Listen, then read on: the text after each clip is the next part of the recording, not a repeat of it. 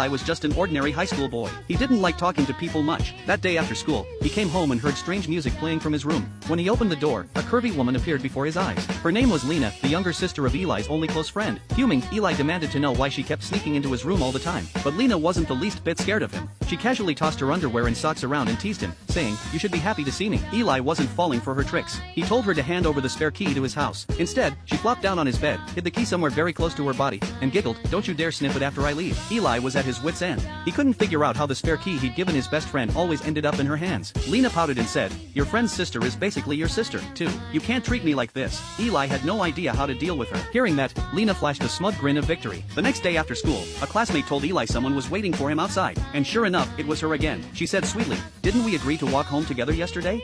声色はやめろ。私たち付き合ってるのに激しく愛し合ったのに付き合ったの間違いだろう。 With more and more students gathering around, Eli panicked and quickly pulled her away. He asked, "What are you trying to do this time?" Lena smiled, "I'm here to help you solve your problem." Turns out, she had eavesdropped on his phone call yesterday. The person on the line told Eli he had great potential in the gaming industry, but the investors had one strange condition: he couldn't have a girlfriend. Eli thought the rule was ridiculous, but for the sake of his career, he agreed. That's when Lena suggested, "Then let me be your girlfriend. This way no other girls will bother you." Eli firmly refused, saying he didn't need that kind of help, but Lena wouldn't give up. She suddenly threw her arms around him. でもやだずっと仲良くこと言いに来るんだよ。